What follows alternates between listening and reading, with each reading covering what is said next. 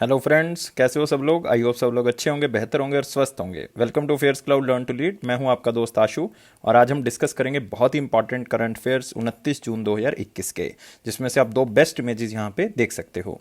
Guys, आप हमारी application को डाउनलोड कर सकते हो। लिंक जो है वो डिस्क्रिप्शन बॉक्स में दिया हुआ और एप्लीकेशन का नाम है करियर्स क्लाउड। और आप अपनी ईमेल आईडी के थ्रू लॉगिन कर सकते हो और उसके बाद क्रैक करंट अफेयर्स के ऊपर क्लिक करके 1 साल की या फिर 2 साल की सब्सक्रिप्शन बाय कर सकते हैं, जिसका प्राइस ऑलरेडी बहुत ज़्यादा कम है। लेकिन इसमें खास बात क्या है कि 90 से 95% तक वो करंट अफेयर्स आपके कवर हो जाएंगे जो आपको एग्जाम में मिलेंगे। लेकिन हम ये करंट अफेयर आपको किस तरह से प्रोवाइड करेंगे, हम आपको देंगे डेली करंट अफेयर। डेली में 3 तरह के सेक्शंस होंगे, जिसमें detail current affair, question and answer format में करंट अफेयर और क्विज सेक्शन होगा जो डेली आप हमारी एप्लीकेशन के ऊपर अटेम्प्ट करोगे। वीकली करंट अफेयर्स होंगे। वीकली में भी 3 तरह के सेक्शंस होंगे, detail current affair, question and answer format में करंट अफेयर और एक होगा क्विज, जो आप हर हफ्ते हमारी एप्लीकेशन के ऊपर अटेम्प्ट करोगे। मंथली में आपको 4 तरह की पीडीएफ्स मिलेंगी, detail current affair, question and answer format में current affair, best 100 current affair वो भी क्वेश्चन एंड आंसर फॉर्मेट में, और एक मिलेगी पॉकेट पीडीएफ, मतलब 2 लाइन 3 लाइन में आपको करंट अफेयर्स मिलेंगे, जिसमें आप अपनी क्विक रिवीजन जो है वो कर सकते हो। लेकिन आपकी प्रेपरेशन को और अच्छा करने के लिए हम आपको दे रहे हैं टॉपिक वाइज करंट अफेयर, मतलब 20 बहुत ही इंपॉर्टेंट टॉपिक जो हर एग्जाम के लिए इंपॉर्टेंट है, वो हम अलग अलग पीडीएफ में आपको प्रोवाइड करेंगे। मतलब एक टॉपिक से रिलेटेड जितनी भी न्यूज होंगी वो आपको एक ही पीडीएफ से मिल जाएगी। और अगर आप बैंकिंग एस्पिरेंट हैं तो 3 तरह के आपको जो है वो करंट अफेयर्स मिलेंगे। एक में मिलेगा detail and question and answer format of current affair banking and economy का। एक होगा क्विज सेक्शन जो हर महीने आप हमारी एप्लीकेशन के ऊपर अटेम्प्ट कर सकते हो, स्पेशली जो एसबीआई का एग्जाम देने वाले हैं, क्योंकि 10 तारीख से एग्जाम जो है वो होना स्टार्ट हो जाएगा। तो उन सब बच्चों को मैं कहना चाहूंगा कि अपनी स्टेज 2 के लिए इसको जो है वो जरूर तैयार करें। और अगर आप जितना भी पास्ट करंट अफेयर है 2021 का, वो अगर आप कवर करना चाहते हैं तो यहां से आप कवर कर सकते हो एक ही पीडीएफ से, एग्जाम पीडीएफ से। और बजट और इकोनॉमिक सर्वे आपको मिलेगा ही मिलेगा डिटेल में, लेकिन इसके साथ आपको एक्सपेक्टेड क्वेश्चन एंड आंसर भी बताए जाएंगे जो एग्जामिनर आपसे यहां से पूछ सकता है। और गाइस, हम स्टेट करंट अफेयर भी आपको प्रोवाइड करेंगे। अगर आप स्टेट एग्जाम दे रहे हो तो उसके लिए भी आपकी प्रिपरेशन यहां पे होगी, और हम हर स्टेट और यूनियन टेरिटरी को कवर कर रहे हैं। तो ये सारी चीजें कोई अलग अलग सब्सक्रिप्शन नहीं लेनी आपने, सिर्फ एक ही सब्सक्रिप्शन के अंदर, जिसका प्राइस ऑलरेडी बहुत कम है। सिर्फ एप्लीकेशन को डाउनलोड कर ले लिंक से और अपनी ईमेल आईडी के थ्रू लॉगिन कर लें और क्रैक करंट अफेयर्स के ऊपर क्लिक करके आप 1 साल या फिर 2 साल की सब्सक्रिप्शन बाय कर सकते हैं। प्राइस एक बार मेरे कहने से जरूर चेक कर लें, बहुत ही कम है। आप खुद कहोगे कि इतने कम प्राइस पे प्रोवाइड कर रहे हैं। उसके ऊपर भी 10% डिस्काउंट अगर आप ASH10 कोड का यूज करोगे। और आप इस ईमेल आईडी पे हमें संपर्क कर सकते हो अगर आपको कोई भी डाउट है, और इस नंबर पे हमें कांटेक्ट भी कर सकते हो अगर आपको लग रहा है कि कोई क्वेरी आपकी है। तो स्टार्ट करते हैं 29 जून 2021 का करंट अफेयर। लेकिन सारे बच्चों से रिक्वेस्ट करना चाहूंगा कि वीडियो को लाइक जरूर कर दिया करो यार। एक बार देखते हो वीडियो को तो लाइक जरूर कर दिया करो, शेयर जरूर कर दें, सब्सक्राइब जरूर कर दें चैनल को अगर पहली बार आप इसको देख रहे हैं। हमारे टेलीग्राम ग्रुप को ज्वाइन कर लें, इसका लिंक डिस्क्रिप्शन बॉक्स में दिया हुआ है। तो आज की शुरुआत करते हैं मोस्ट इंपॉर्टेंट क्वेश्चन के साथ। और पहला क्वेश्चन है, who is appointed as the central vigilance commissioner. Central vigilance commissioner जो है वो रिसेंटली किसको बनाया गया है। और मैं आपको बताना चाहूंगा, इनको एक्टिंग जो है वो चार्ज दिया गया है। और इससे पहले जो है वो संजय कोठारी जी थे। मतलब आपको अगर फॉर्मर पूछा जाए तो आंसर क्या होगा हमारे पास, संजय कोठारी जी। लेकिन रिसेंटली जिनको एक्टिंग लगाया गया, टेम्परेरी तौर पे लगाया गया, वो सुरेश एन पटेल जी को लगाया गया है। और जब तक अगले ऑर्डर नहीं आ जाते तब तक जो है वो यहीं as a acting central vigilance commissioner रहेंगे। तो आंसर क्या होगा, सुरेश एन पटेल। आप उनका फोटो देख सकते हो सुरेश एन पटेल जी का, to act as the CVC chief vigilance commission. और मैं आपको बताना चाहूंगा कि ये जो बॉडी है हमारे पास, ये 3 मेंबर बॉडी होगी, जिसमें एक तो सेंट्रल विजिलेंस कमिश्नर होंगे, मतलब हेड होंगे उनके, और बाकी 2 जो है वो विजिलेंस कमिश्नर होंगे। लेकिन दोस्तों आपने याद रखना है कि ये नॉन कॉन्स्टिट्यूशनल बॉडी है। नॉन कॉन्स्टिट्यूशनल बॉडी मतलब कॉन्स्टिट्यूशन में इसका कोई आपको आर्टिकल नहीं मिलेगा। 1964 में इसको स्टैब्लिश किया गया था। तो बहुत इंपॉर्टेंट है, फॉर्मर भी आपसे पूछा जा सकता है, करंट भी पूछा जा सकता है। और आपने रिसेंटली एक न्यूज की थी मिनेश शाह की, कल ही हमने इसको डिस्कस किया है। ये रिसेंटली चेयरमैन लगाए गए हैं दोस्तों, कौन से बोर्ड के, ये लगाए गए नेशनल डेयरी डेवलपमेंट बोर्ड के रिसेंटली चेयरमैन लगाए गए हैं। और याद रखना इससे पहले वर्षा जोशी थी। जॉर्ज जे खटूर, ये भी क्वेश्चन आपको एसबीआई में मिल सकता है क्योंकि ये एग्जीक्यूटिव डायरेक्टर लगाए गए, one of the executive director RBI के। तो ये सारे अपॉइंटमेंट्स जो हैं वो बहुत इंपॉर्टेंट हैं। अगले क्वेश्चन के ऊपर आते हैं। Who won the outstanding civil engineering achievement award for the year 2020। Important है दोस्तों, क्योंकि ये अवार्ड जो है वो basically Japan society of civil engineering की तरफ से दिया जाता है। सबसे पहले यही याद रखना है कि ये अवार्ड किसकी तरफ से दिया जाता है, Japan society of civil engineers की तरफ से दिया जाता है। इसको Japan society of civil engineer award भी कहा जाता है, आपको एग्जामिनर ये कह के भी पूछ सकता है। और ये अवार्ड किसको मिला है, दिल्ली मेट्रो को मिला है दोस्तों।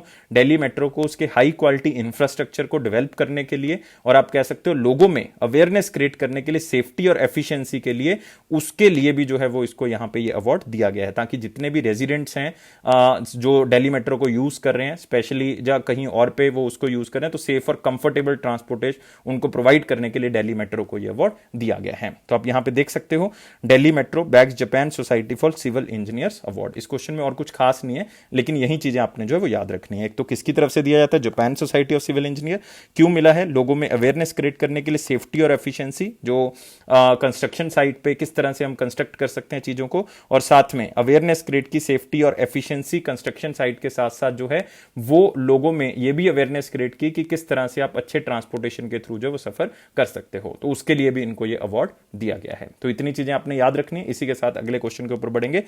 Which airport has won the Role of Excellence honor in airport service quality for 2021? तो ये अवार्ड दिया गया है सर्विस क्वालिटी के लिए, एयरपोर्ट सर्विस क्वालिटी के लिए। अवार्ड का नाम है रोल ऑफ एक्सीलेंस ऑनर, और ये अवार्ड जो है वो भी आपने याद रखना है किसकी तरफ से दिया जाता है, ये एसीआई की तरफ से दिया जाता है, मतलब एयरपोर्ट काउंसिल इंटरनेशनल की तरफ से ये अवार्ड दिया जाता है। तो ये सबसे बेस्ट सर्विस क्वालिटी के लिए अवार्ड मिला है कोचीन इंटरनेशनल एयरपोर्ट लिमिटेड को। और आपने दोस्तों एक बात याद रखनी है, ये पूरे वर्ल्ड में अवार्ड टोटल 6 एयरपोर्ट्स को मिला है, जिसमें से एक कौन सा है, कोचीन इंटरनेशनल एयरपोर्ट लिमिटेड। आप देख सकते हो कितना खूबसूरत यहां पे कोचीन इंटरनेशनल एयरपोर्ट लग रहा है, आप देख सकते हो दृश्य इसका। और इनको एयरपोर्ट सर्विस क्वालिटी के लिए मिला है, मतलब सिटीजन सेंट्रिक जो सर्विसेज हैं, लोगों को जो सर्विसेज प्रोवाइड की जाती हैं एयरपोर्ट पे, वो बेस्ट टू बेस्ट सर्विसेज दी जाती हैं। लोगों की ओपिनियन ली जाती है इसमें कि किस तरह से हम आपको अच्छी से अच्छी सर्विसेज जो है वो प्रोवाइड कर सकते हैं। तो आप देख सकते हो एयरपोर्ट काउंसिल इंटरनेशनल की तरफ से ये director general role of excellence honour दिया गया एयरपोर्ट सर्विस क्वालिटी के अंदर 2021 के। और 6 एयरपोर्ट में से एक एयरपोर्ट कौन सा बन गया, कोचीन इंटरनेशनल एयरपोर्ट। और रोल ऑफ एक्सीलेंस जो है वो कंसिस्टेंस एक्सीलेंस जो है वो कस्टमर सर्विस, मतलब उनके खरे उतरने के लिए, सारी कस्टमर्स की नीड्स को पूरा करने के लिए ये अवार्ड दिया गया। और आपने याद रखना है दोस्तों, इसमें एयरपोर्ट काउंसिल इंटरनेशनल को, ये एक ऐसी बॉडी है जो बहुत से अवार्ड्स प्रोवाइड करती है। एक और बताऊंगा आपको जाने से पहले, इस क्वेश्चन से आगे बढ़ने से पहले, कि ये इस ऑर्गेनाइजेशन को 1991 में स्टैब्लिश किया गया था। इसका हेडक्वार्टर कहां पे, मॉन्ट्रियल। कहां पे है, मॉन्ट्रियल। मॉन्ट्रियल कहां पे दोस्तों, कनाडा के अंदर है। तो इन्होंने ये अवार्ड जो है वो दिया है। और ये अवार्ड जो है वो एक्चुअल में 9 सितंबर को दिया जाएगा, वो भी मॉन्ट्रियल कनाडा के अंदर। एक बार वर्चुअली अनाउंस कर दिया गया, लेकिन एग्जैक्टली मिलेगा तभी जाके। और पिछले 5 साल से ये कोचीन इंटरनेशनल एयरपोर्ट लिमिटेड जो है इस अवार्ड को जीतता आ रहा है, ये भी आपने याद रखना है। लेकिन दोस्तों यहाँ पे जो दिल्ली इंटरनेशनल एयरपोर्ट देख रहे हो, जीएमआर हैदराबाद इंटरनेशनल एयरपोर्ट देख रहे हो, इनको भी रिसेंटली एक अवार्ड जो है वो दिया गया है। और आपने याद रखना है कि ये अवार्ड इनको कौन सा दिया गया है, ये भी एसीआई की तरफ से इनको अवार्ड दिया गया है। दिल्ली इंटरनेशनल एयरपोर्ट को प्लेटिनम रिकॉग्निशन मिली है, प्लेटिनम रिकॉग्नाइजेशन मिली है।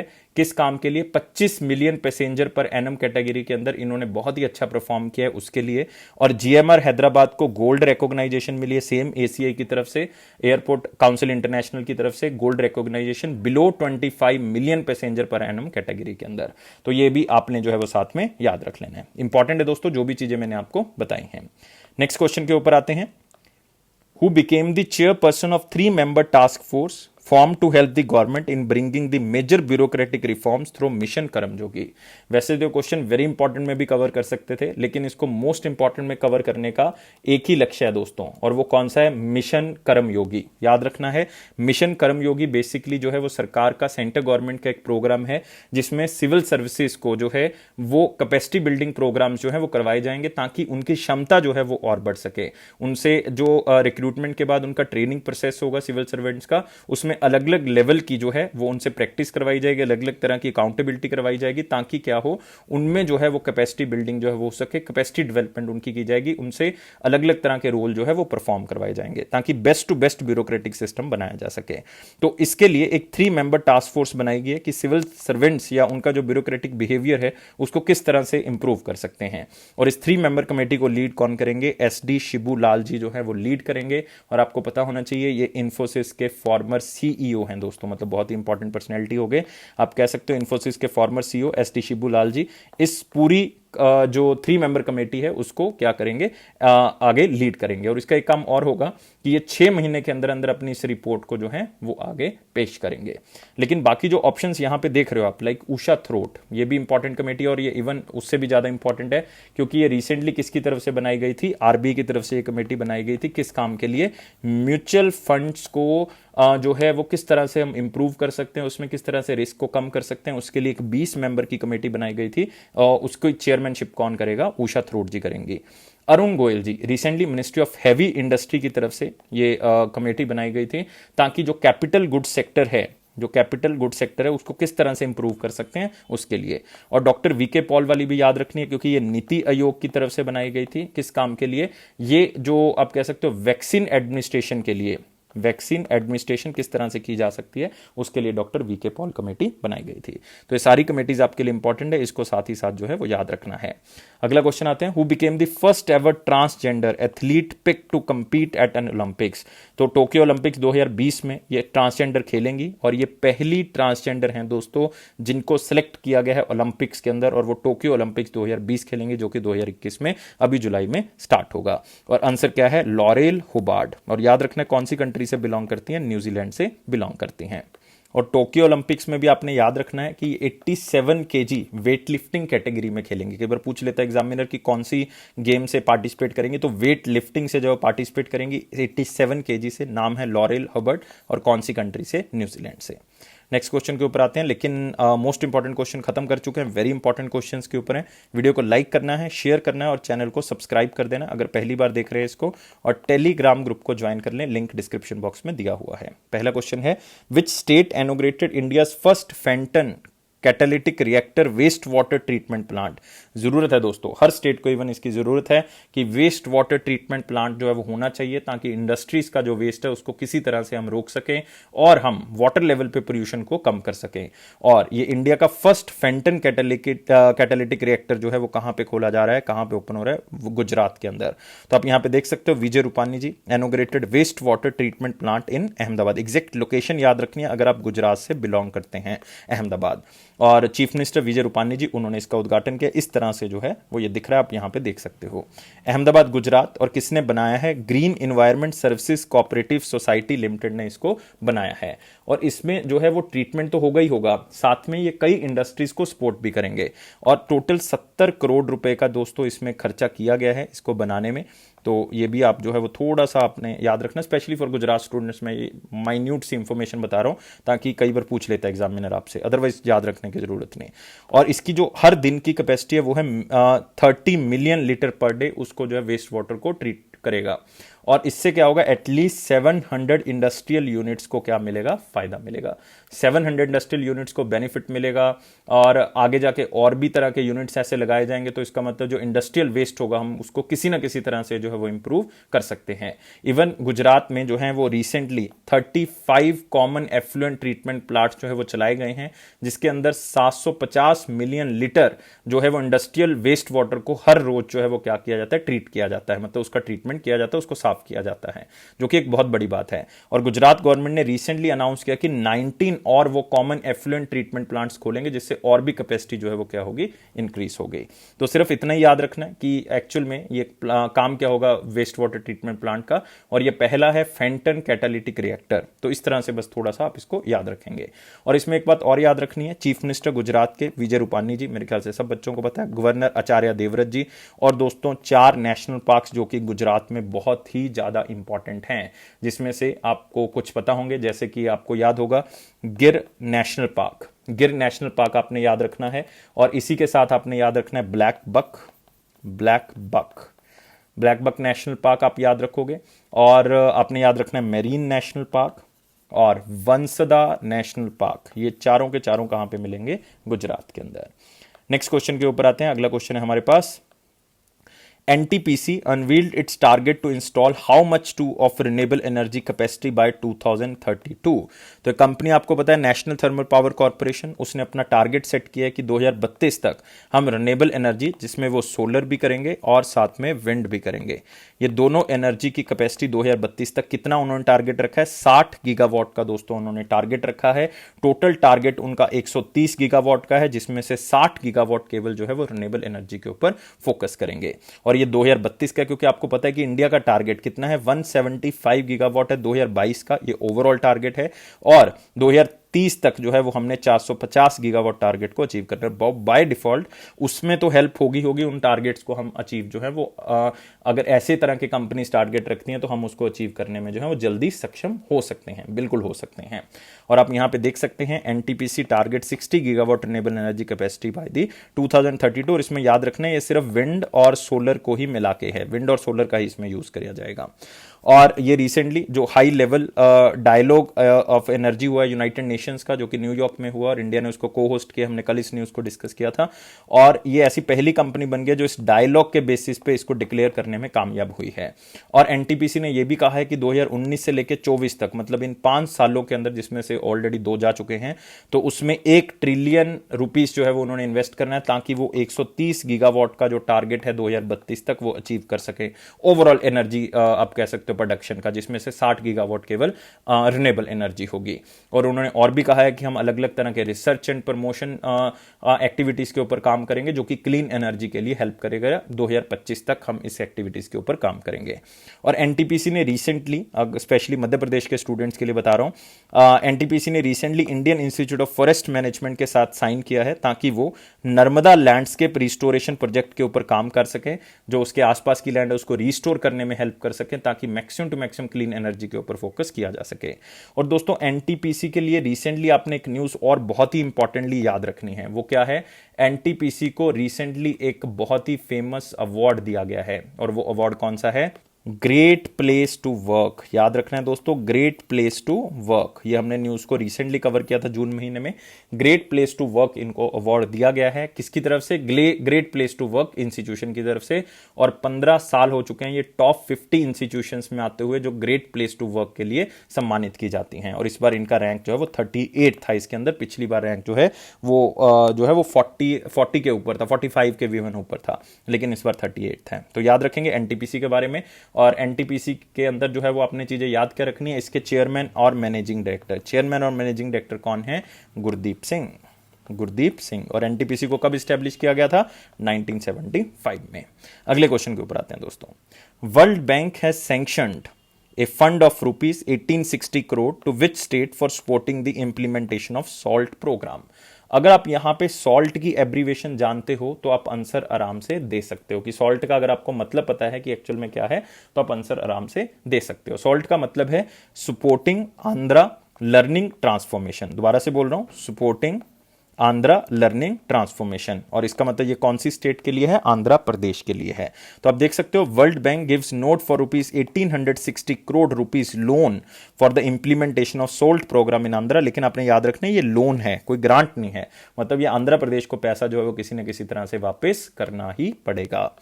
तो आप यहां पे देख सकते हो, ये आंध्रा का जो लर्निंग ट्रांसफॉर्मेशन है उसको इंप्रूव करेगा। बाय डिफॉल्ट नाम से पता लग रहा है किस तरह से इंप्रूव करेगा। बहुत से प्रोजेक्ट्स के ऊपर काम किया जाएगा, जैसे कि जो स्टेट गवर्नमेंट स्कूल्स हैं उनको कंपटीशन लेवल पे जो है वो तैयार किया जाएगा, उनको और भी अच्छा बनाया जाएगा। उसमें टीचिंग प्रैक्टिसेस कह सकते हो, लर्निंग आउटकम्स देखी जाएंगी, स्कूल मैनेजमेंट देखा जाएगा, बेसिक एजुकेशन देखी जाएगी। ये सारी चीजों की क्वालिटी जो है वो इंप्रूव की जाएगी। और कितने साल का प्रोजेक्ट है, 5 साल का है। 2021-22 के करिकुलम में इसको ऐड किया जाएगा, 2026-23 तक ये प्रोजेक्ट चलेगा। 5 साल का ये प्रोजेक्ट है। और इसमें चाहे कोई करिकुलम को चेंज करना हो, मतलब उनके सब्जेक्ट्स हैं, कोई एक्स्ट्रा सब्जेक्ट्स हैं वो ऐड करना हो, डिजिटल ट्रांसफॉर्मेशन करनी पड़े, कोई व्हाइट बोर्ड की जगह डिजिटल बोर्ड्स लगाने पड़ सकते हैं, वो यूज किया जाएगा। इवन प्रोफेशनल डेवलपमेंट की जाएगी टीचर्स की, क्लासरूम प्रैक्टिसेस को अच्छा किया जाएगा, और इवन इंग्लिश मीडियम जो है उसके ऊपर फोकस किया जाएगा। तो ये सारी चीजें जो है वो बच्चों को और टीचर्स को बेहतर जो है वो बनाएंगे। मतलब हमने किसी न किसी तरह से एजुकेशन को ट्रांसफॉर्म करना है, उसके उसके लिए कोई भी जरूरत पड़े वो सारी यहाँ पे की जाएंगी, और इवन उसमें टीचर और बच्चों को दोनों को शामिल किया जाएगा। और रिसेंटली मनाबड़ी नाडू नेडू, शायद मेरी प्रोनाउंसिएशन गलत हो सकती है, लेकिन जो नॉर्थ के बच्चे हैं वो इसी तरह से इसको प्रोनाउंस करेंगे और इवन प्रोनाउंस करेंगे। और इस जो प्रोग्राम है उसका भी इनिशिएटिव क्या था, उसका इनिशिएटिव था कि हमने जो गवर्नमेंट स्कूल्स हैं उनके इंफ्रास्ट्रक्चर को इंप्रूव करना है। आपको पता है कि दिल्ली के जो इंफ्रास्ट्रक्चर लेवल पे स्कूल जो हैं वो बहुत अच्छे हो गए हैं, तो इसी तरह से अलग अलग स्टेट्स अब डिसीजन ले रही हैं कि हम गवर्नमेंट स्कूल्स का जो इनिशिएटिव है उसको इंप्रूव करें। और ये 3 साल का प्रोग्राम आंध्र प्रदेश ने स्टार्ट किया था 2019-20 में, और इसका नाम है मनाबड़ी नाडू नेडू। तो इसमें गवर्नमेंट स्कूल्स को इनिशिएट, तो ये इसको भी साथ में लिया गया है क्योंकि इसमें भी स्कूल्स के इंफ्रास्ट्रक्चर की बात हो रही है, इसमें भी इंफ्रास्ट्रक्चर की बात हो रही है, लर्निंग प्रोसेस की बात हो रही है। और ये वर्ल्ड बैंक ग्रुप जो है वो इसको क्या करेगा, प्रोवाइड। तो यहां पे इंपॉर्टेंट हो जाता है हमारे पास world bank. World bank establish किया गया था 1944 में। इसका हेडक्वार्टर कहां पे है, वॉशिंगटन डीसी के अंदर। इसके हेड कौन है, डेविड मालपास। और मेंबर कंट्रीज कितनी है, 189। आईएमएफ के साथ कभी भी कंफ्यूज नहीं करना, क्योंकि बच्चे याद रखते थे कि आईएमएफ और वर्ल्ड बैंक की सेम है, लेकिन अब वर्ल्ड बैंक की 189 है, आईएमएफ की 190 है, क्योंकि अंडोरा को रिसेंटली ऐड किया गया था। नेक्स्ट आते हैं दोस्तों अगले क्वेश्चन के ऊपर। Arcelor Mittal Nippon steel and which bank executed India's first digitised bill discounting transaction. इसमें क्या होता है, सबसे पहले जरूरी है समझना कि यार एक बायर होगा, एक सेलर होगा, है ना, उसके बीच में एक डिजिटल ट्रांजैक्शंस करवाई जाएगी बैंक की तरफ से, वो होगी आप कह सकते हो बिल डिस्काउंटिंग ट्रांजैक्शन। और ये कौन से बैंक ने करवाई है, और यहां पे बायर और सेलर जो है वो कौन कौन से होंगे। मतलब आर्सेलर मित्तल निपन स्टील जो है वो बेसिकली एक हमारे पास क्या होगा, सेलर होगा, एक हमारे पास दोनों में से क्या होगा, बायर होगा। तो ये ट्रांजैक्शन किसने सक्सेसफुल करवाई है दोस्तों, आईसीआईसी बैंक ने। लेकिन इसमें सेलर कौन है, ये आर्सेलर मित्तल निपन स्टील जो है वो क्या है, हमारे पास बायर नहीं है, ये सेलर है। और बायर हमारे पास कौन है, बायर है हमारे पास विजय टैंक्स। कौन है, विजय टैंक्स। तो मतलब सेलर और बायर के बीच में एक फर्स्ट टाइम कोई डिजिटाइज्ड बिल डिस्काउंटिंग ट्रांजैक्शन हुई है, वो किसकी तरफ से करवाई गई है, आईसीआईसी की तरफ से। इसमें डिजिटल चीजें जो हैं वो आईसीआईसी की तरफ से, जो कि आप कह सकते हो फिजिकल फॉर्म में पहले प्रोवाइड की जाती थी और डिजिटल फॉर्म में प्रोवाइड की जाएंगी, चाहे वो लेटर ऑफ क्रेडिट है, चाहे आप कह सकते हो एडवाइजरी है, चाहे वो किसी भी तरह के डॉक्यूमेंटेशन है, वो सारी की सारी डिजिटली ही प्रोवाइड की गई है। तो आप यहां पे देख सकते हो, Arcelor Mittal Nippon steel India executes paperless bill discounting transaction in partnership with ICICI bank. इतना ही याद रखें, स्पेशली मैं बैंकिंग स्टूडेंट्स के लिए न्यूज को क्या कर रहा हूं, कवर कर रहा हूं। तो आप यहां पे देख सकते हो, इसमें लेटर ऑफ क्रेडिट इशू करना है, एडवाइजरी है, कोई प्रेजेंटेशन ऑफ डॉक्यूमेंट्स, सब कुछ डिजिटल होगा। और इवन डॉक्यूमेंट्स की जो आर्सेनल मित्तल ने प्रेजेंटेशन देनी है, जो रिक्वायर्ड डॉक्यूमेंट्स प्रेजेंट करने हैं, क्योंकि वो सेलर हैं तो बाय डिफॉल्ट उनको डॉक्यूमेंट्स प्रोवाइड करने पड़ेंगे, तो डिजिटली ही वो क्या कर सकते हैं, प्रोवाइड कर सकते हैं। और आईसीआईसी बैंक की जो बड़ौदा ब्रांच है गुजरात के अंदर, तो वो लेटर ऑफ क्रेडिट जो है वो इशू करेंगे और विजय टैंक्स के लिए। और जो ब्रांच है हजीरा गुजरात के अंदर, वो सारा का सारा नेगोशिएशन का काम करेंगे। लेकिन आपको ये याद रखने की जरूरत नहीं है, सिर्फ इतना याद रखना आपने। और आईसीआईसी रिसेंटली उन्होंने एक, सबसे पहली बार हुआ है ये किसी बैंक की तरफ से इंडिया में, कि उन्होंने जो है वो एक unified payment interface UPI ID launch की है डिजिटल वॉलेट के लिए, जिसका नाम क्या है, पॉकेट। और ये पहली बार हुआ है कि किसी यूपीआई आईडी के लिए, यूपीआई आईडी जो है वो डिजिटल वॉलेट के लिए इशू की गई है। और इस डिजिटल वॉलेट का नाम क्या है, पॉकेट्स। ये याद रखेंगे, ये एसबीआई में क्वेश्चन पूछा जा सकता है आपको, एसबीआई में क्वेश्चन पूछा जा सकता है आपको। और इसमें आईसीआईसी के बारे में याद रखना है दोस्तों। आईसीआईसी की जो स्थापना है वो 1955 में हुई थी, लेकिन इनकॉर्पोरेटेड इन 1994। इसका हेडक्वार्टर आपको मुंबई में मिलेगा। इसके एमडी और सीईओ संदीप बख्शी मिलेंगे, और टैगलाइन है, हम है ना ख्याल आपका। तो सारी चीजें याद रखेंगे। अगले क्वेश्चन के ऊपर बढ़ते हैं। A book titled anomalies in law and justice, authored by हुम। ये बुक बहुत ही इंपॉर्टेंट है दोस्तों। इसके पीछे कारण है। कारण क्या है कि ये बुक जो हमारे चीफ जस्टिस ऑफ इंडिया है, उन्होंने इसका उद्घाटन जो है वो किया है। मतलब इसके बुक को जो रिलीज जो है वो किसने किया है, हमारे चीफ जस्टिस ऑफ इंडिया ने इसको रिलीज किया। और वो कौन है हमारे पास, वो है एनवी रमाना जी। तो इसलिए खास हो जाती है बुक। और बुक वैसे भी रिलेटेड है लॉ एंड जस्टिस से, तो मतलब कोई ना कोई जस्टिस ने ही इसको लिखा होगा। और वो फॉर्मर जज थे सुप्रीम कोर्ट के, उनका नाम है आरवी रविंद्रन। उन्होंने इस बुक को लिखा है। आप यहां पे देख सकते हो आरवी रविंद्रन जी का फोटो मोटो, और अनॉमलीज इन लॉ एंड जस्टिस। इसमें लॉ एंड जस्टिस के बारे में लिखा हुआ है, इसमें स्पेशली लिखा हुआ कि लीगल सिस्टम कैसे काम कर रहा है, क्या क्या डेफिशिएंसीज है, क्या क्या कमियां हैं हमारे लॉ सिस्टम के अंदर, उसको किस तरह से दूर कर सकते हैं, और कौन सी दिक्कतें जो है वो आम बंदे को जुडिशरी सिस्टम के अंदर आ रही हैं या लीगल सिस्टम के अंदर प्रॉब्लम्स आ रही हैं, जिससे वो अपना जो विश्वास है जुडिशरी सिस्टम के ऊपर वो खोता जा रहा है। जैसे आजकल आप देख रहे हो कि जुडिशरी सिस्टम के ऊपर विश्वास जो है वो क्या होता जा रहा है, कम होता जा रहा है लोगों का। लोग विश्वास नहीं कर रहे कोर्ट्स की जजमेंट के ऊपर, लोग मान रहे हैं कि ये सारा सिस्टम जो है वो करप्ट हो रहा है, फेथ जो है वो नहीं रहा, और इसके कारण जो फेथ को वापस लेके आने के लिए हमें ये डेफिशिएंसीज को, ये कमियों को दूर करना होगा। ये बुक आगे दो पार्ट्स में डिवाइडेड है, एक आम लोगों के लिए और एक जो है वो लॉयर्स और जजेस के लिए, कि क्या क्या चीजें जो है वो हम एड्रेस कर सकते हैं। और आरवी रविंद्रन जो कि जज रह चुके हैं सुप्रीम कोर्ट ऑफ इंडिया के, और ये रिटायर हो गए थे 2011 में, लेकिन बहुत ज्यादा चीजें याद नहीं रखने ताकि दिमाग के ऊपर बर्डन बढ़ जाए। सिर्फ लॉ एंड जस्टिस की बुक किसने लिखी है? आरवी रविंद्रन ने। और यहाँ पे जो 3 ऑथर्स देख रहे हो ये भी बहुत इंपॉर्टेंट, लाइक मेगन मार्कल, बहुत ही इंपॉर्टेंट बुक है, ये क्वेश्चन आपको आएगा। इन्होंने बुक लिखी थी द बेंच। विक्रम संपत, इन्होंने बुक लिखी थी, विक्रम संपत ने सावरकर के बारे में। इन्होंने 2 बुक्स लिखी हैं, सावरकर के जन्म से लेकर 1924 तक, फिर 1924 से लेकर 1966 तक, तो वीडी सावरकर के बारे में लिखी है। प्रचंड प्रावीर, इन्होंने भी दोस्तों बहुत इंपॉर्टेंट बुक लिखी है, स्पेशली इन्होंने जो है सिनेमा के बारे में लिखा है, सिनेमा थ्रू रास, याद रखना है, सिनेमा थ्रू रास, तो उसके बारे में इन्होंने लिखा है। तो बहुत ज़्यादा इंपॉर्टेंट नहीं कहूंगा इस बुक को, लास्ट वाली को, लेकिन बाकी तीनों आपने याद रखनी है। नेक्स्ट आते हैं अगले क्वेश्चन के ऊपर। DRDO successfully test fired the nuclear capable Agni prime missile, Agni P missile. This is कौन सी मिसाइल है ये? Air to air, surface to surface, surface to air, या नन ऑफ दिस। लेकिन आपने आज तक अग्नि 1 से लेके अग्नि 6 मिसाइल तक सुना होगा, लेकिन अब जो है वो ये सीरीज अग्नि 7 तक नहीं गई, अग्नि पी मिसाइल को लॉन्च किया है, जो कि 1 और 2 के बीच की मिसाइल है, मतलब अग्नि 1 और 2 के बीच की मिसाइल है, क्योंकि इसकी रेंज 1000 से लेके 2000 तक है। तो इसलिए ये दोस्तों सरफेस टू सरफेस मिसाइल, आपको पता ही अग्नि मिसाइल जो है वो सरफेस टू सरफेस मिसाइल है, और डीआरडीओ ने इसको टेस्ट किया है। और आप यहां पे देख सकते हो इसकी कैपेबिलिटी 1000 से लेके 2000 किलोमीटर तक है, और अग्नि 1 से लेके 6 तक, और सारी रेंजेस आपको पता होनी चाहिए, आपको पूछा जा सकता है। और ऑलमोस्ट रेंजेस यहां पे पहली की खत्म हो रही है, दूसरी की स्टार्ट हो रही है, लेकिन अग्नि 1 और 2 में गैप था, तो यहां पे 1000 से लेके 2000 तक जो है वो बीच में कौन आ गया? प्राइम आ गया। तो इसलिए इसको जो है वो थोड़ा सा आपने एक बार देख लेना है, अदरवाइज इस क्वेश्चन में जितना मैंने बताया उतना ही याद कर लो, और एक्स्ट्रा चीजें कुछ भी पढ़ने की जरूरत नहीं है। इसको डेवलप और डिजाइन जो है वो डीआरडीओ की तरफ से किया गया है, और स्पेशली इस मिसाइल को जो है वो हम अलग अलग तरह से यूज कर सकते हैं। इससे क्या होगा, मिसाइल को लॉन्च करने के लिए जो टाइम चाहिए वो भी कम लगेगा, और साथ ही साथ जो है वो इसकी जो स्टोरेज और मोबिलिटी है वो भी जो है बहुत ईजी है, और इससे हमारा जो सिस्टम है बहुत ज्यादा इंप्रूव होगा। और आपने डीआरडीओ के बारे में याद रखना है, डीआरडीओ के जो हेड हैं वो जी सतीश रेड्डी हैं, और इसका हेडक्वार्टर न्यू दिल्ली है, न्यू दिल्ली। नेक्स्ट आते हैं दोस्तों अगले क्वेश्चन के ऊपर। Which card provider company partner with Instamojo to digitize and empower the MSMEs and gig workers? तो इसमें सबसे पहले आपको पता होना चाहिए दोस्तों कि ये गिग वर्कर्स क्या होते हैं। ये जो इंस्टामोजो प्लेटफॉर्म है ये क्या है? तो इंस्टामोजो जो प्लेटफॉर्म है आपने काफी बार देखा होगा, कई बार आप कोई नोट्स परचेज करते हो किसी वेबसाइट से या कुछ, तो इंस्टामोजो पे चले जाते हो। तो इंस्टामोजो का बेसिकली जो पर्पज है वो क्या है? ये एक तरह का डिजिटल सोल्यूशन प्रोवाइडर है, जो कि आप कह सकते हो पेमेंट्स को इनहेंस करता है, पेमेंट्स को ईजी वे में जो है वो आगे बढ़ाता है, तो वो एक प्लेटफॉर्म है। और जो गिग वर्कर्स होते हैं उसका मतलब है कि कोई लाइक आप कह सकते हो लाइक ऑन कॉल वर्कर्स, हमने फोन किया वो उसने काम कर दिया, टेम्परेरी वर्कर्स कह सकते हो, ऑनलाइन प्लेटफॉर्म वर्कर्स कह सकते हो, ठीक है, इंडिपेंडेंट कॉन्ट्रैक्टर्स कह सकते हो, ठीक है, कॉन्ट्रैक्ट वर्कर्स के, तो ये सारे के सारे गिग वर्कर्स होते हैं।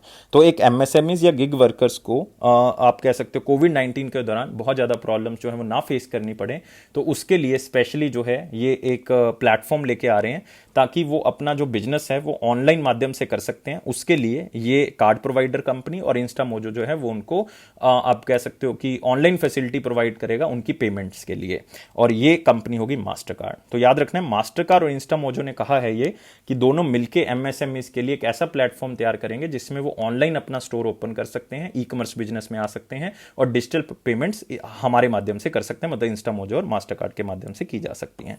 तो Mastercard partner with Instamojo to help MSMEs and the gig workers, दोनों चीजें आपको क्लियर होंगी। तो एमएसएमईज को सपोर्ट करेगा ताकि वो अपना बिजनेस ऑनलाइन स्टोर जो है वो खोल सकें। और इससे क्या होगा, इवन उनको बिल्ट इन शिपिंग कैपेबिलिटीज भी जो है प्रोवाइड की जाएगी कि अगर किसी ने सामान मंगवाया है आपने, क्योंकि ऑनलाइन स्टोर खोलोगे, तो वो भी इसमें फैसिलिटी जो है वो इन कंपनीज के द्वारा प्रोवाइड की जाएगी। और मास्टर कार्ड ने कहा है कि ऑलरेडी 250 करोड़ रुपीस जो हैं वो स्मॉल एंड मीडियम एंटरप्राइजेस को क्या करेंगे, प्रोवाइड करेंगे अलग अलग तरह से, जिसमें वो डिजिटल पेमेंट अवेयरनेस कैंपेन चलाएंगे, low cost digital and physical acceptance solution देंगे मार्केट के अंदर, ताकि एमएसएमईज को बहुत ज्यादा खर्च ना करना पड़े किसी भी पेमेंट प्रोवाइडर के लिए। और ये स्मॉल मर्चेंट्स होंगे, वोमेन एंटरप्रेन्योर्स हो गए, या छोटे करियाना स्टोर्स हैं, उनको क्या करेंगे, ये क्रेडिट जो है वो प्रोवाइड करेंगे। ये मास्टर कार्ड ऑलरेडी कह चुका है। तो किस तरह से हेल्प करेंगे मास्टर कार्ड और इंस्टामोजो, ये दोनों चीजें मैं आपके लिए क्लियर कर चुका हूं। और दोस्तों इसमें मास्टर कार्ड के बारे में जरूर याद रखना है, मास्टर कार्ड का जो हेडक्वार्टर है वो तो आपको पता होगा न्यूयॉर्क है, और इसके जो सीईओ हैं वो है मिशेल मेबैक। तो याद रखना है कौन है, मिशेल मेबैक। और इंस्टामोजो का हेडक्वार्टर बेंगलोर है, और इसका जो आप कह सकते हो को फाउंडर और सीईओ हैं करंटली, वो कौन है, संपत स्वाइन। संपत, चाहे ओनली संपत ही याद कर लें, संपत स्वाइन, लेकिन नाम पूरा भी याद रख सकते हैं, एसएस इससे थोड़ा सा याद रहेगा। और दोस्तों एक बात और याद रखनी है रिसेंट रिलेटेड न्यूज में, कि मास्टर कार्ड और bank of Baroda financial solution, जो कि फुली ओन्ड सब्सिडरी है बैंक ऑफ बड़ौदा की, तो उन्होंने मिलके एक क्यूआर बेस्ड जो है वो वर्ल्ड का आप कह सकते हो कि एक कार्ड जो है वो लॉन्च किया है, जिसका नाम क्या है, कॉन क्यूआर। मतलब आपके कार्ड के ऊपर इधर क्यूआर बना, कोड बना होगा, उसको स्कैन करके भी आपकी पेमेंट हो सकती है। तो कॉन्टैक्टलेस पेमेंट का ही एक नया माध्यम है। तो ये मास्टर कार्ड और बैंक ऑफ बड़ौदा की तरफ से किया गया, तो इतना भी आप याद रख सकते हो।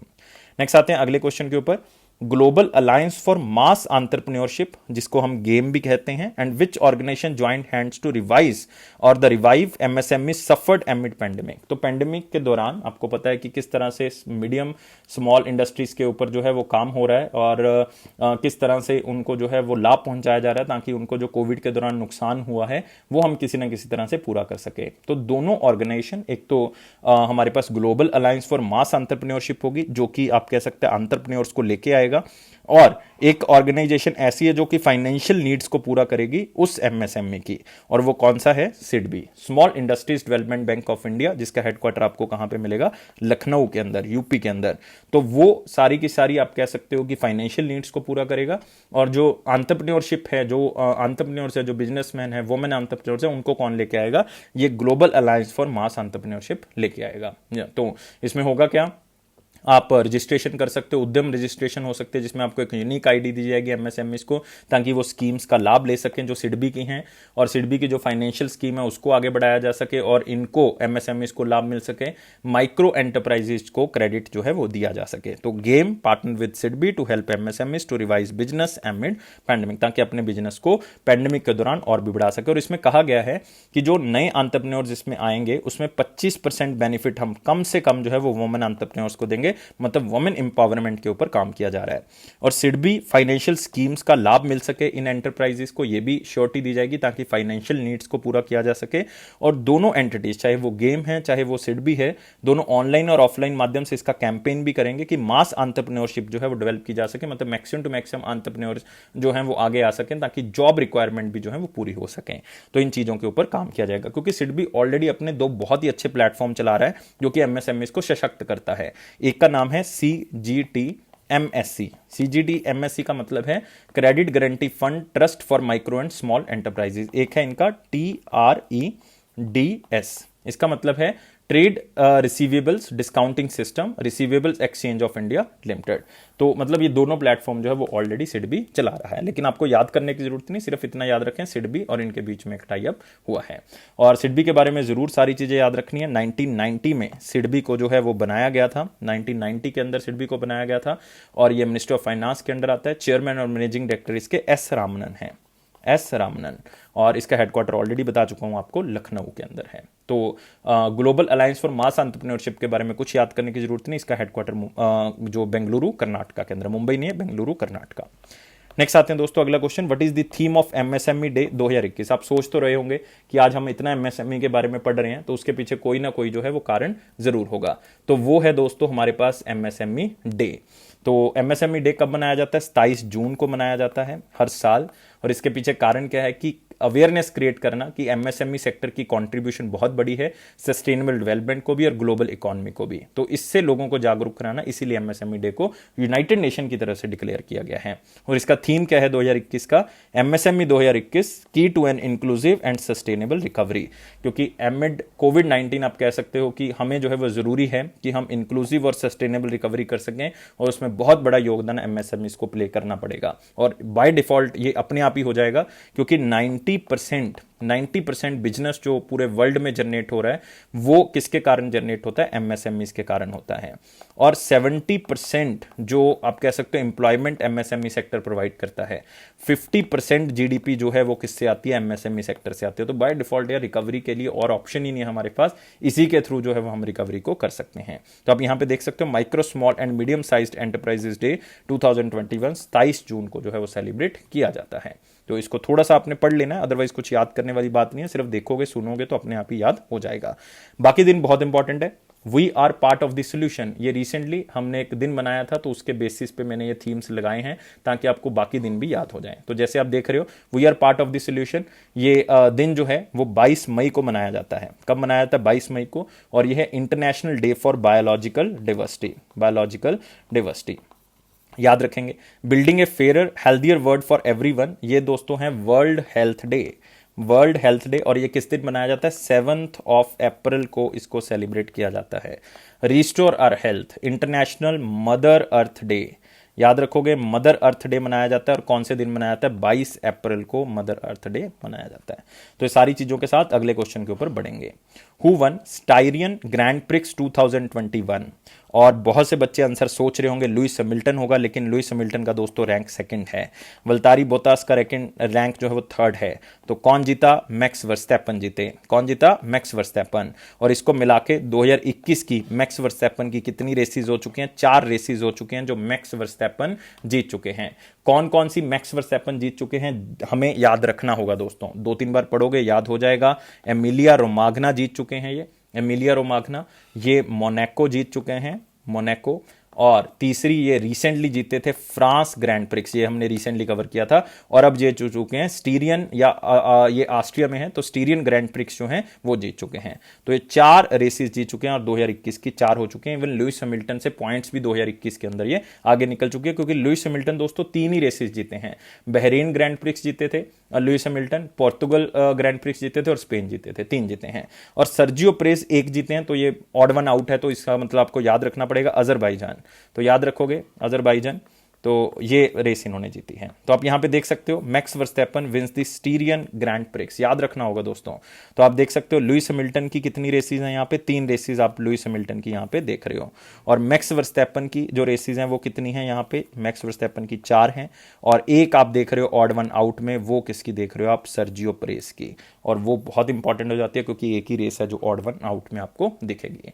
और ये जितनी भी आप देख रहे हो ये हमारे पास फॉर्मूला 1 रेसिंग्स हैं, ये कौन कंडक्ट करवाता है? ये आपको पता होना चाहिए दोस्तों, क्योंकि जो फॉर्मूला 1 रेसिंग है ये कंडक्ट करवाई जाती है एक ऑर्गेनाइजेशन के द्वारा जिसका नाम है फेडरेशन इंटरनेशनल दी ऑटोमोबाइल, जिसको हम FIA भी कहते हैं।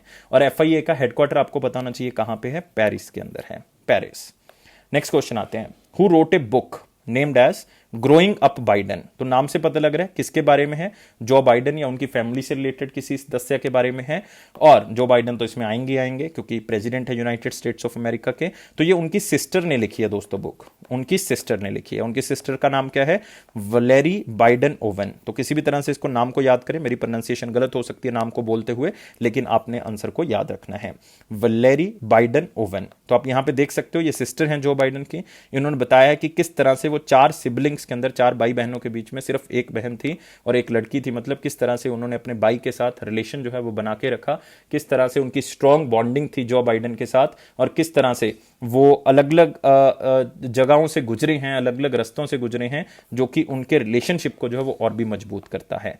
तो उन्होंने इस बुक के बारे में लिखा है। तो इसमें सबसे इंपॉर्टेंट क्या है कि बुक का नाम और ये उनकी सिस्टर ने लिखी है। क्योंकि आप इवान ओसनोस की बुक देख सकते हो। इवान ओसनोस को हमने बहुत पहले डिस्कस किया था क्योंकि बहुत पहले उन्होंने ये बुक लिखी थी, लेकिन किसके बारे में लिखी थी? ये जॉ बाइडन के बारे में दोस्तों इन्होंने बुक लिखी थी। इसका पूरी बुक का नाम था जॉ बाइडन अमेरिकन ड्रीमर।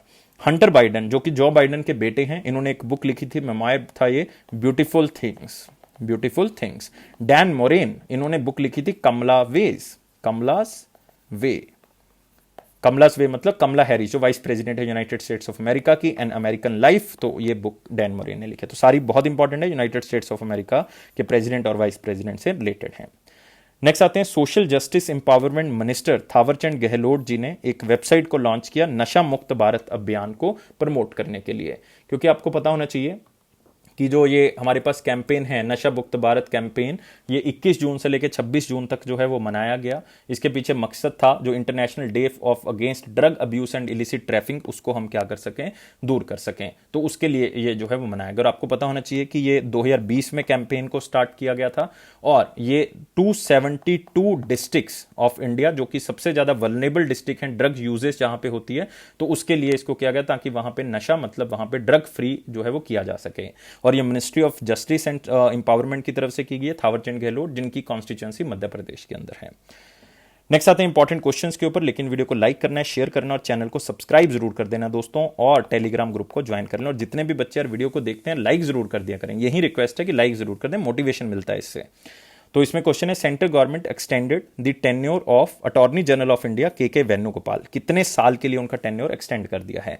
के वेणुगोपाल जो है वो 2017 में अपॉइंट किए गए थे, 3 साल के लिए अपॉइंट किया गया था। वैसे कोई टाइम पीरियड नहीं होता अटॉर्नी जनरल का, लेकिन 3 साल के लिए अपॉइंट किया गया था। 2020 में इनका 1 साल के लिए टाइम पीरियड एक्सटेंड कर दिया, अब 1 साल के लिए और कर दिया। मतलब आंसर क्या होगा, ए होगा, मतलब 2022 तक रहेंगे। और अटॉर्नी जनरल ऑफ इंडिया को कौन अपॉइंट करता है, प्रेसिडेंट अपॉइंट करता है दोस्तों, आर्टिकल 76 के अकॉर्डिंग, याद रखना है ये। और यूनियन कैबिनेट के कहने पे अपनी मर्जी से नहीं कर सकता। और इसका टाइम पीरियड कोई नहीं होता, ये सिर्फ प्रेसिडेंट के प्लेजर पे काम करते हैं, मतलब जब तक प्रेसिडेंट चाहेंगे तब तक काम करेंगे, इसलिए टाइम पीरियड जो है बढ़ाया जा सकता है। एलिजिबिलिटी क्या है, या तो वो जज हो हाई कोर्ट का, या फिर 2 या 2 से ज्यादा हाई कोर्ट्स का जज होना चाहिए, लेकिन कम से कम 5 साल के लिए, या फिर वो वकील हो किसी भी हाई कोर्ट का 10 साल के लिए, या फिर कोई एक बहुत ही अलग ज्यूरिस्ट हो जिसको बहुत ज्यादा नॉलेज हो प्रेसिडेंट की नजर में, तो उनको भी अपॉइंट किया जा सकता है। मतलब एक तरह से जो सुप्रीम कोर्ट की क्वालिफिकेशन है जज बनने की, वही इनकी है। फंक्शन क्या है कि ये गवर्नमेंट ऑफ इंडिया का एक तरह से जितने भी लीगल मैटर्स है उसको देखेगा। जैसे अभी सीबीएसई के एग्जाम की बात चल रही थी, वो यही देख रहे थे। मतलब गवर्नमेंट ऑफ इंडिया को रिप्रेजेंट करना है यार सुप्रीम कोर्ट के अंदर, जितने भी केसेस हैं वो देखेंगे। अगर हम कॉन्स्टिट्यूशन के अकॉर्डिंग देखें तो एक लाइन लिखी जाती है इसके लिए, the legal adviser of the central government, legal adviser of the union government कौन होता है, वो होता है हमारे पास attorney general of India. Same एक जो पोजीशन है वो स्टेट गवर्नमेंट के अंदर भी होती है, उसको कहते हैं एडवोकेट जनरल। लेकिन सेम फंक्शन होंगे, वो किसके लिए होते हैं, स्टेट गवर्नमेंट के लिए। तो वो भी आप थोड़ा सा यहां पे रिकॉल कर सकते हो। नेक्स्ट आते हैं अगले क्वेश्चन के ऊपर, what will be the new threshold turnover borrowing limit according to revised definition of small and medium companies. तो स्मॉल एंड मीडियम कंपनीज के लिए जो टर्नओवर लिमिट है और बोरिंग लिमिट्स हैं वो इंक्रीज कर दी गई हैं। जो थ्रेशोल्ड टर्नओवर है वो 250 करोड़ से ज्यादा नहीं होनी चाहिए, 250 अप टू 250 करोड़ होनी चाहिए। ये पहले बहुत ही कम थी, ये सिर्फ 50 करोड़ थी, अब 250 करोड़ कर दी गई है।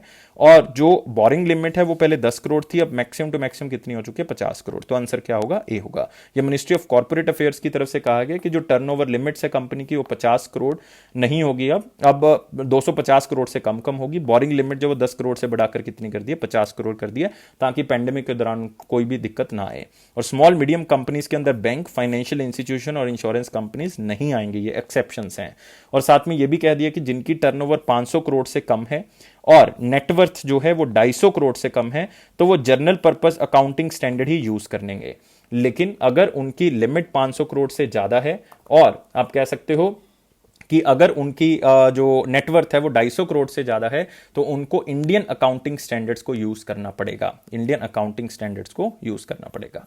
तो ये जस्ट एक आपके क्वेश्चन बनने के चांसेस यहां से कम है, लेकिन सिर्फ जो है आप इस स्लाइड से ही क्वेश्चन को याद रख सकते हो, यही आपके लिए इंपॉर्टेंट है। नेक्स्ट आते हैं अगले क्वेश्चन के ऊपर, लेकिन मिनिस्ट्री ऑफ कॉर्पोरेट अफेयर्स के बारे में याद रखना है। यूनियन मिनिस्टर कौन है, निर्मला सीतारमन जी हैं, और उनकी कॉन्स्टिट्यूंसी कर्नाटक है, राज्यसभा की मेंबर हैं। Minister of state Anurag Singh Thakur हैं, अनुराग सिंह ठाकुर, उनकी कॉन्स्टिट्यूंसी जो है वो हिमाचल प्रदेश में है। नेक्स्ट आते हैं, यहां पे आप देख सकते हो स्लाइड के ऊपर, अगले हमारे पास लास्ट क्वेश्चन, वो पिक्चर से करोगे, वो है world allergy week, world allergy week. और दोस्तों वर्ल्ड एलर्जी वीक जो है वो मनाया गया 13 जून से लेके जो है वो 19 जून के बीच में मनाया गया। और एलर्जी डिजीजेस, उससे रिलेटेड डिसऑर्डर जो है उसके बारे में लोगों को अवेयर किया जाता है, किस तरह से डायग्नोज कर सकते हैं, प्रिवेंट कर सकते हैं, उसके बारे में बताया गया। और इसका थीम क्या था? इसका थीम था anaphylaxis, be aware, be prepared, save life. Just एक बार पढ़ लें इसको। इसके लिए एक ऑर्गेनाइजेशन भी है, वर्ल्ड एलर्जी ऑर्गेनाइजेशन, जिसका हेडक्वार्टर आपको कहां पे मिलेगा? यूनाइटेड स्टेट्स ऑफ अमेरिका में। नेक्स्ट आते हैं वन लाइनर इंपॉर्टेंट पॉइंट्स में, जिसमें पहला है कोटक महिंद्रा बैंक लॉन्च्ड पे your contact service in its mobile application. तो कोटक महिंद्रा की मोबाइल एप्लीकेशन के ऊपर आप जाके आप पेमेंट कर सकते हो, जो भी कॉन्टैक्ट्स जो हैं वो आपके मोबाइल के अंदर हैं। तो आपको कोई अकाउंट नंबर की जरूरत नहीं, कोई IFSC कोड की जरूरत नहीं, कोई UPI ID की जरूरत नहीं, डायरेक्ट ही आप पेमेंट कर सकते हो। Next, RBI extender restriction on, जो हमारे पास PMC बैंक है टिल दिसंबर 2021। तो Punjab and Maharashtra cooperative bank, जिनके ऊपर रिस्ट्रिक्शन जो है वो जून 2021 तक लगी हुई थी, अब उसको बढ़ाकर दिसंबर 2021 तक कर दिया है। HDFC बैंक ने 7.4% स्टेक जो है वो वर्चुओसो इन्फो टेक्नोलॉजी के अंदर खरीद लिया है। तो ये आप थोड़ा सा याद रखेंगे, इसमें कुछ ज्यादा इंपॉर्टेंट नहीं, सिर्फ इस लाइन को जो है वो याद रखें। वर्चुओसो इन्फोटेक प्राइवेट लिमिटेड, जो कि पुणे महाराष्ट्र बेस्ड कंपनी है, उसमें 7.4% शेयर जो है वो HDFC बैंक ने खरीद लिया। लेकिन HDFC के बारे में याद रख सकते हो, HDFC बैंक का गठन 1994 में हुआ था। इसके MD और CEO शशिधर जगदीशन है। हेडक्वार्टर इसका मुंबई महाराष्ट्र है और इसकी टैगलाइन है वी अंडरस्टैंड योर वर्ल्ड, और इसके चैटबॉट का नाम है Eva. Next, Pakistan remains FATF financial action task force, grey list के अंदर ही वो रहेगा। इवन और भी कंट्रीज जो है वो ग्रे लिस्ट के अंदर डाल दी गई हैं, जैसे कि आप कह सकते हो माल्टा, हैती, फिलीपींस, साउथ सुडान, ये डाल दिए गए हैं। और ग्रे लिस्ट का नुकसान ये होता है कि वो कंट्री जो टेरर फंडिंग को और मनी लॉन्ड्रिंग को सपोर्ट करती हैं, वो FATF की ग्रे लिस्ट के अंदर डाल दी जाती है। और इनको कौन सी प्रॉब्लम फेस करनी पड़ेगी? लाइक IMF से लोन नहीं मिलेगा इनको, वर्ल्ड बैंक से लोन नहीं मिलेगा, और इंटरनेशनल एजेंसी से लोन नहीं मिलेगा। इंटरनेशनल ट्रेड जो है वो नहीं करेंगी कंट्रीज इनके साथ, इंटरनेशनली बायकॉट कर दिया जाएगा। तो 2018 से ये ग्रे लिस्ट में, तो सोचो पाकिस्तान का क्या हाल हो रहा होगा। न्यू प्लांट स्पीशीज सीडा और Sida keralensis identified from the waste land of Thiruvananthapuram Kerala. तो सिर्फ ये याद रखना है कि नई प्लांट स्पीशीज है जिसका नाम है सीडा केरलानिसिस, और जो इसका नाम है केरलेनिस, वो कहां से पड़ा है? केरला से पड़ा है। नेशनल इंश्योरेंस अवेयरनेस डे 28 जून को दोस्तों मनाया जाता है। और इसका मकसद क्या होगा? इसका मकसद है कि लोगों को इंपॉर्टेंस बतानी है इंश्योरेंस की, और लोगों को इंकरेज करना है कि इंश्योरेंस पॉलिसीज का यूज करें। और इससे क्या होगा कि आपकी सिक्योरिटी, आप जो है वो अपने लव्ड वन को केयर कर सकते हो, उसको कवर कर सकते हो, और जो भी आपके फाइनेंशियल लॉसेज हैं वो आपके कम हो सकते हैं। तो स्पेशली ड्यूरिंग कोविड-19 जो है वो बहुत जरूरी है, इसके लिए अवेयर किया जाता है। नेक्स्ट आते हैं 27 और 28 जून का क्वेश्चन ऑफ द डे के अंदर, which section of the RBI act states that RBI has the exclusive right to issue currency notes in India. तो आपने याद रखना है, एक्सक्लूसिव राइट्स जो है वो RBI को मिले हैं कौन से सेक्शन के अंदर? 22 के अंदर दिए गए हैं RBI एक्ट के। तो ये स्टैटिक क्वेश्चन है, सिर्फ जैसा स्लाइड में दिख रहा है वैसे ही इसको याद रखना है, स्पेशली फॉर द एग्जाम्स।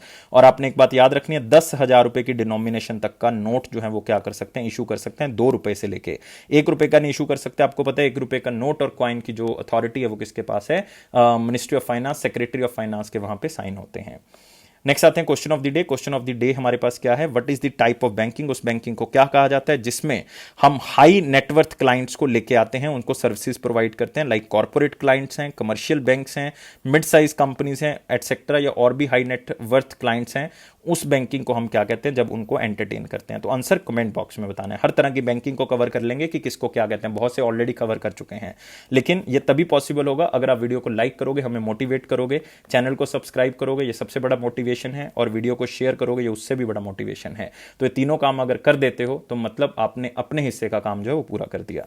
और वीडियो को साथ ही साथ जो है वो जब आप शेयर और सब्सक्राइब और लाइक करोगे तब आपने बेल बटन को प्रेस कर देना है ताकि नोटिफिकेशन मिल सके। टेलीग्राम ग्रुप को ज्वाइन कर लें, ये भी यहां से नोटिफिकेशन मिल जाएगी। और अफेयर्स क्लाउड का ये प्रॉमिस है कि आपके कॉन्फिडेंस को जरूर बूस्ट करेगा। इसी तरह से वीडियोस को देखते रहें और PDF को सब्सक्राइब कर लें, एप्लीकेशन को डाउनलोड कर लें, लिंक डिस्क्रिप्शन बॉक्स में। 1 साल या 2 साल की सब्सक्रिप्शन बाय कर सकते हैं, 10% एक्स्ट्रा डिस्काउंट मिल जाएगा अगर इस कोड को यूज करोगे ASH10 को। और दोस्तों एक बात और, लाइफ को बहुत ज्यादा सीरियस नहीं लोगे, life is fun, always be happy, happiness is the key of success. Thank you guys, take care and bye bye.